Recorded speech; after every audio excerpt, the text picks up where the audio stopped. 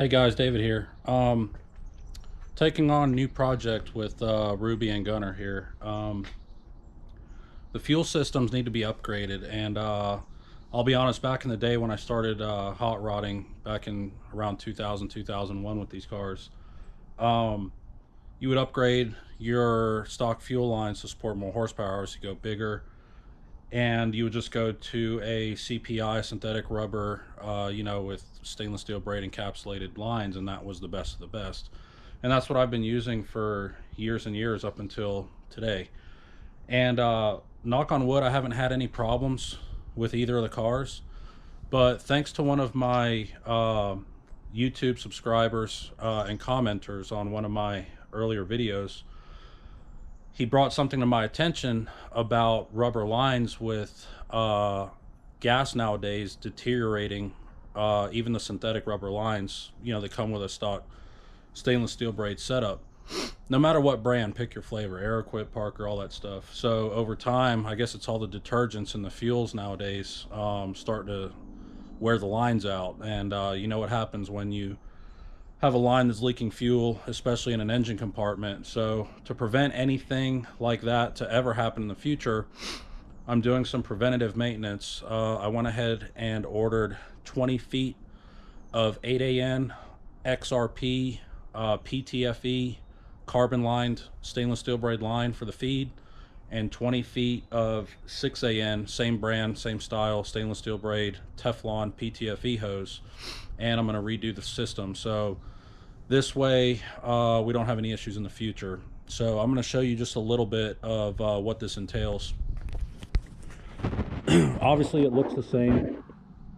You still have your line. I'm going to show you this end right here. Now this is a 10AN. You'll notice that the line is actually thinner, has a smaller diameter than your normal rubber, and that's because and I don't know if you can see this, but the Teflon PTFE tube has a thinner wall. So the stainless steel braid just goes on top of that of that wall, and but it's still a 10AN inner diameter. So this is going to be the feed from the sump of the tank to the pump, and here is my 8AN feed. Is going to feed from the outlet of the pump, the Aeromotive 1000, to the first fuel rail before the crossover. So here's 20 feet, some other fittings that I got. So yeah guys, I may do a time lapse, I may just kind of do a little bit of the install, but I'm sure you guys have done this before. But just wanted to emphasize the importance of this PTFE hose. Now that I know what I know now, again, thanks to my fellow subscribers and commenters on my YouTube channel, I'm not going back to rubber ever again. I'm one of these types that if we can prevent a problem, let's do it ahead of time. If it costs a little more money, that's fine, because the cost of not doing it far outweighs the cost of doing it. So I'll show you some other fittings in here. I'm going to take this fitting out. I'm going to show you how this goes together. This is actually an 8AN 90 degree. I think it's a non-swivel, so, but you get the idea. You still have the same collar as normal on a normal 8AN rubber hose end, but here you have a ferrule, or what they call an olive. So what you do with this, if you guys don't know, you just cut your hose as normal. You wrap your tape around the hose, cut it with a Ziz wheel, and what you want to do is actually take a small pick or a flat blade screwdriver, and you want to pry the stainless steel braid away from the PTFE tube just a little bit, so it frays out just like we normally see, which is actually what we normally prevent from happening.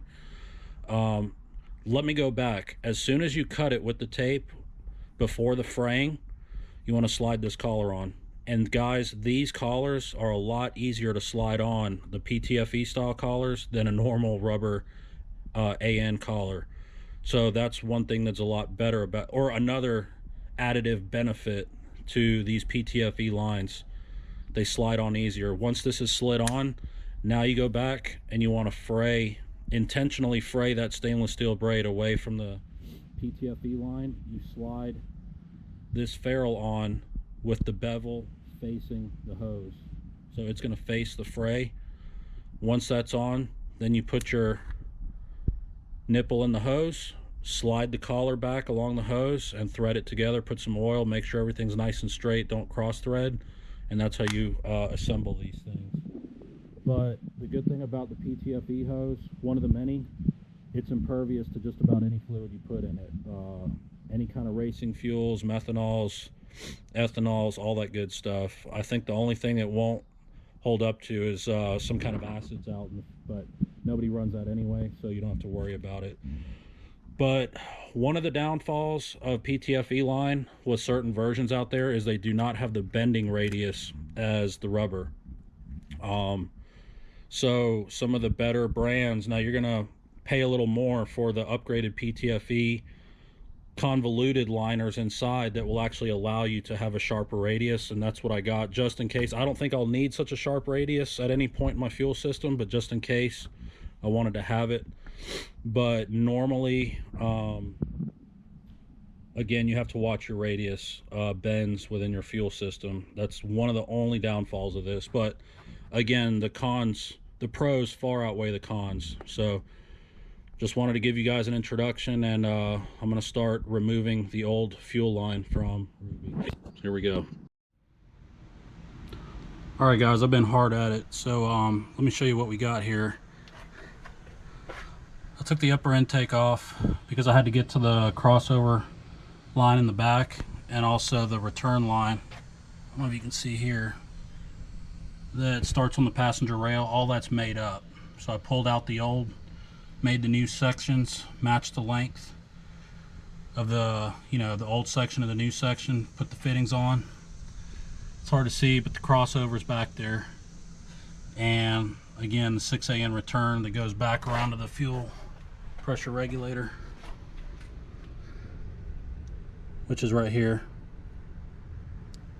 with a 30-degree swivel in.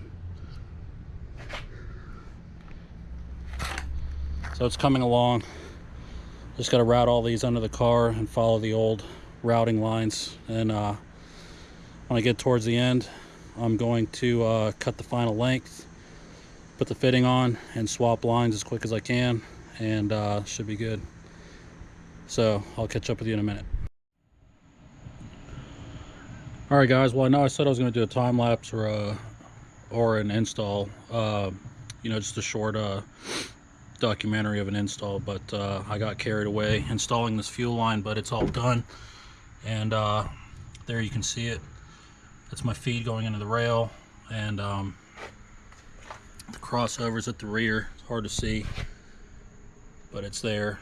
And then obviously my regulator, 6AN return. Turned out rather nicely. It routes the same way as my fuel system in the other video. You can look it up, if you subscribe and search it up, you'll see it. But so the only difference is the lines are the PTFE XRP Pro Plus hose with all the matching fittings, guys. That's the only way to go. I don't think I will ever use any other type of stainless steel braid hose in the future.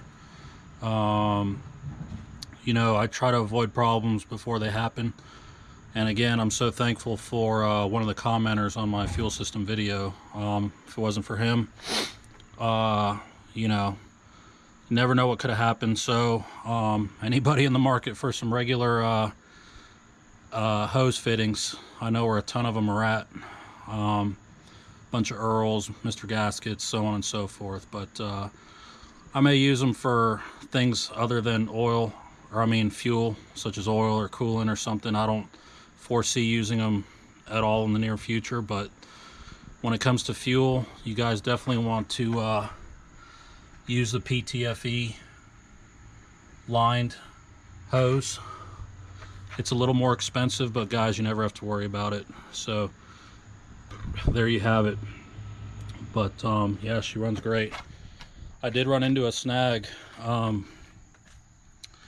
Can't can't see it now, I fixed it, but I guess my passenger fuel rail came loose when I was disassembling the original fitting from the original line to remove it, and which just barely lifted up off the number 1 injector O-ring. So when I went to prime the system and check for leaks, had quite a bit of a leak, and thought it was the brand new fitting, but it wasn't.